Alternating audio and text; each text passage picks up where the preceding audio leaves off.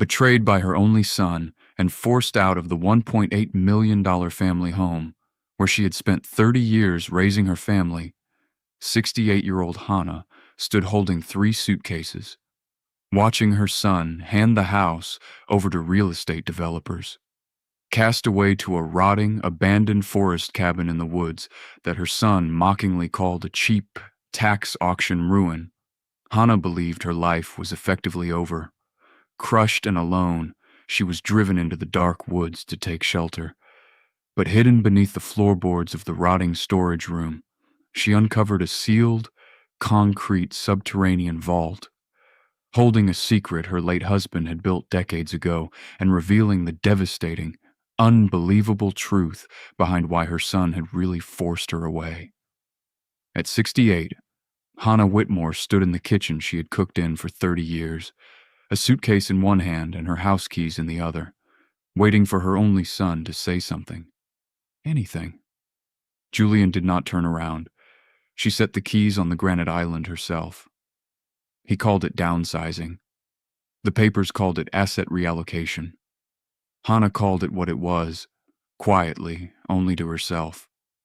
She was being sent away from a $1.8 million home in Pasadena to a cabin in a forest she had never seen, and she still did not know why she had agreed to sign. She had trusted him. That was the whole reason. What she didn't know yet was that the cabin waiting for her at the end of that dirt road had been keeping a secret since before her husband died. 3 suitcases went into the trunk. A moving truck took the rest. Upstairs, a curtain shifted, but no one came down to walk her to the car. Hana straightened her coat, the way she always did before entering a room she didn't want to be in, and got into the black sedan waiting at the end of the drive. In her palm, the whole drive north, she held her late husband Everett's brass pocket watch. Its hands had stopped at 412 years the night Everett died. Julian had called it junk once and told her to throw it out. She never had. By sunset, the road had narrowed to dirt, and the trees closed in so tightly over the windshield that the last bar of phone signal disappeared somewhere behind her. When the driver finally stopped, Hana looked out at gray porch boards sagging under old growth pine, dark windows, no light left on for her. This was the place her son had chosen. She climbed the porch steps and one board cracked under her shoe. No welcome sign, no working lamp inside, just a rusted key hanging from a nail beside the door, as if someone had left it there for a stranger. The door swung open onto damp air, wet wood, dust, and underneath it, something faintly metallic. On the wall hung a yellowed property notice. Hana crossed the room to read it. Unclaimed timber acreage. She read it twice.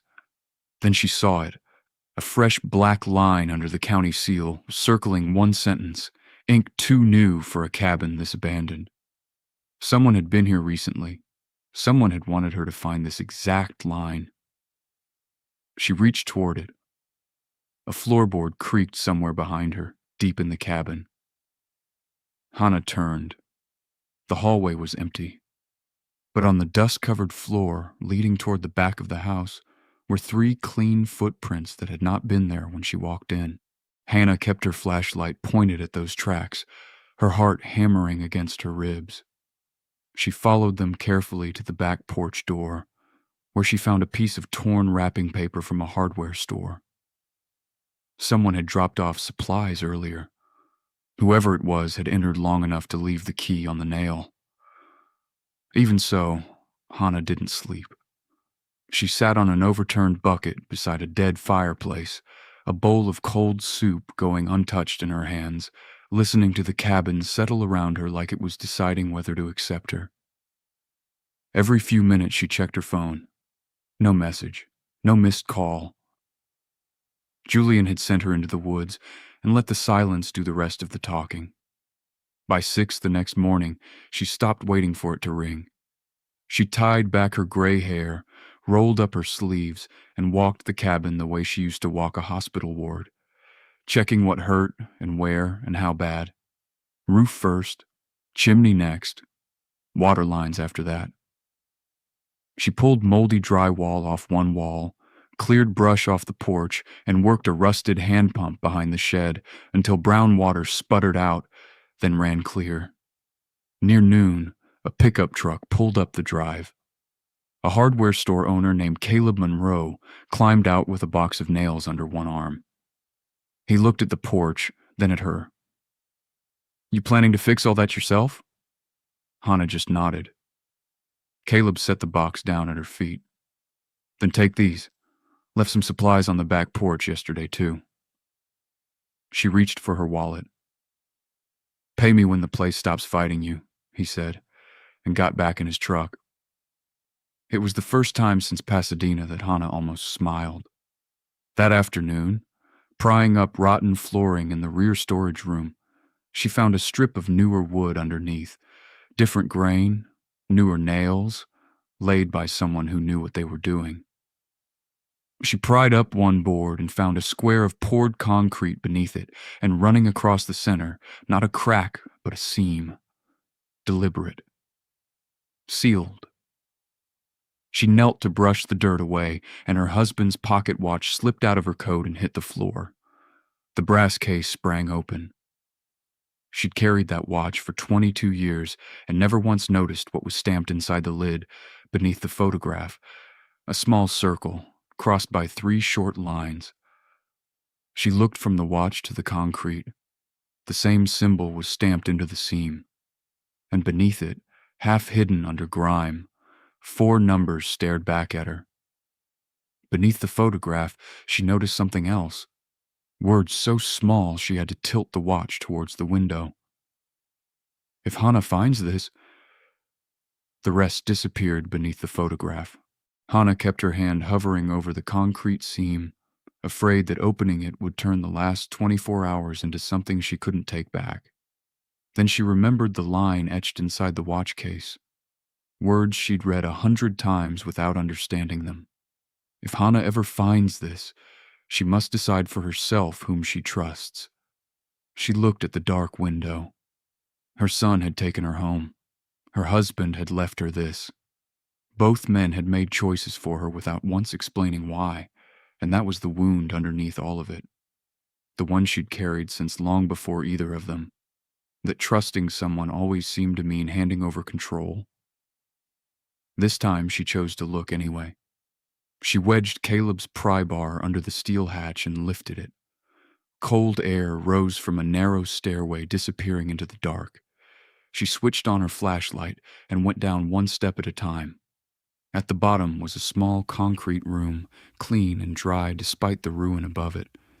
Shelves along one wall, a metal desk in the center, and on the desk, a sealed envelope with her name written across the front, not her married name, her full name, Hana Whitmore. Inside, a property map, a stack of maintenance records, and one photograph of the cabin dated 1998, back when the wood was new and the paint hadn't peeled. Beside the cabin stood Everett, decades younger, holding the same brass watch she now held. She had never seen this photograph in her life. She looked closer. Behind Everett, the window was curtained, but a child's bicycle leaned against the porch rail. She had never owned a bicycle at this cabin. Julian had only been 11 in 1998. She hadn't even known this place existed.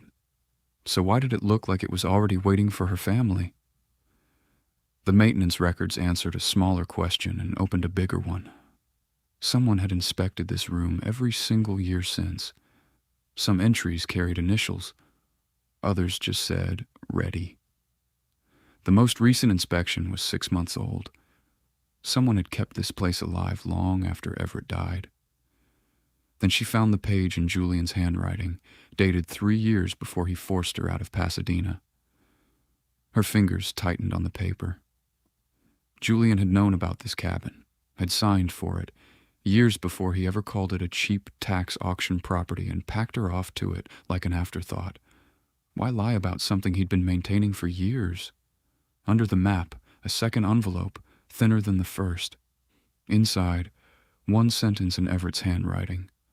"The cabin is not your punishment. It is your choice." She read it twice. It didn't comfort her. It frightened her, because it meant this place had been chosen for her long before Julian ever pretended the choice was his. She carried the papers upstairs, pressed against her chest like something that might still be taken from her. Her phone was glowing on the kitchen table. One new message. From Julian. 6 words. "Mom, please do not open the second door." Hana looked down at the floor. Up until now, she had only seen one primary hatch, but as she read the text, an automated solenoid mechanism down below echoed up the shaft. Somewhere beneath the concrete, a heavy secondary lock released. Hana didn't move. The second click rolled through the cabin, and she stood frozen at the top of the stairs, staring down into the dark like it might answer her instead. She didn't descend right away. She pulled the maintenance records back out and searched for the word door. There it was, again and again beside the inspection dates. Second door secured. Second door secured, until the final entry, which read differently. Second door may only be opened by Hana. Her mouth went dry. Julian had known. Not just about the cabin, but about the second door and the role Hana was meant to play. For years, she'd believed her son saw her as a burden he was finally free of. The records told a different story, one where he'd been tied to this place long before that morning in Pasadena. She called him. It rang out. On the county map, she noticed a thin blue line she'd missed the first time, running from the cabin into the forest, ending at a small square marked with a date.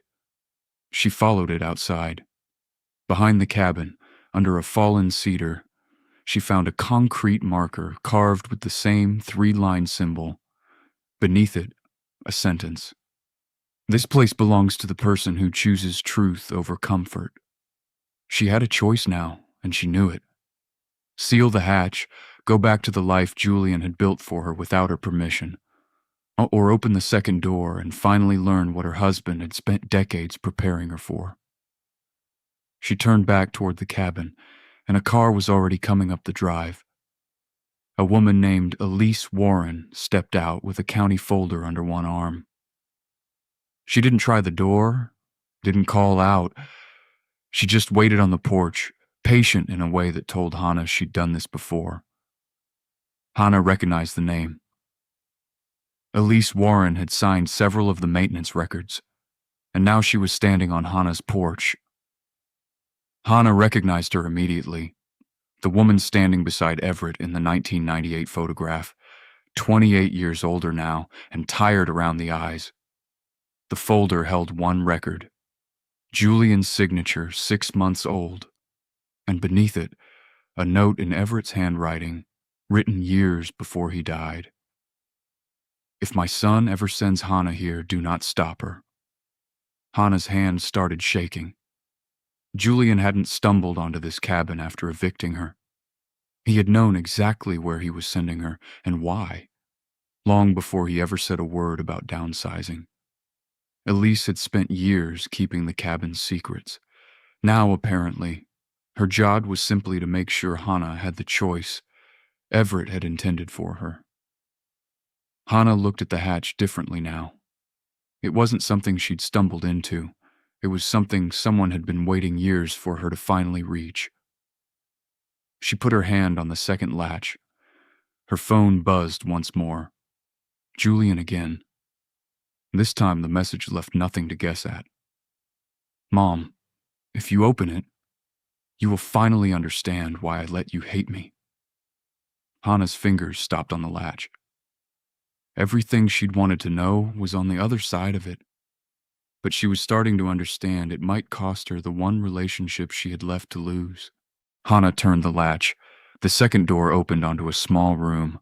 One chair, one lamp, one wooden box. Nothing else. No trap, no danger. Just a room built for exactly one purpose, waiting for her. Inside the box, letters, photographs, and a small audio recorder. She pressed play, and Everett's voice filled the room for the first time in years. He had built this place, he said, after watching Hana spend years putting everyone else first. Him, Julian, patients, neighbors, anyone who asked. The cabin was never meant to be a hiding place. It was meant to become hers, someday, for the one purpose nothing else in her life had ever served, asking nothing of her. Then came Julian's letter. He'd found the cabin years earlier and learned what his father had left for her.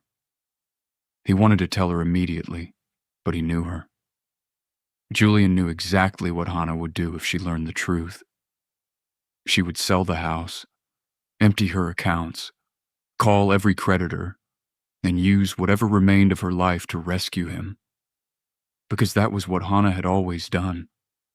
And for once, Julian decided he would rather have her hate him than watch her destroy herself for him. He hadn't wanted to destroy her. He'd wanted her to finally stop believing that being needed was the same thing as being loved. Hana set the recorder down. For 68 years, she had measured her own worth by what she could carry for someone else. She understood the cabin now. It wasn't a punishment, and it wasn't an accident. It was the first thing in her life that had ever asked nothing of her. She called Julian. She didn't forgive him right away. She told him plainly that he had been wrong, that she had never needed to be abandoned in order to become strong. She had needed someone to give her permission to stop carrying everyone else. Outside, the trees stood around the cabin like they'd been waiting with her the whole time. For the first time since she'd arrived, Hana let the silence sit there without flinching from it. She looked at the cabin, and for the first time in longer than she could remember, didn't ask what it needed from her. She asked what she wanted. The answer came easier than she expected: home. 6 months later, the cabin didn't look abandoned anymore. Hana had rebuilt the porch board by board and planted herbs under the kitchen window where the light came in best. Julian came once. He stood on the new porch holding the 1998 photograph, turning it over in his hands like he still wasn't sure he believed it.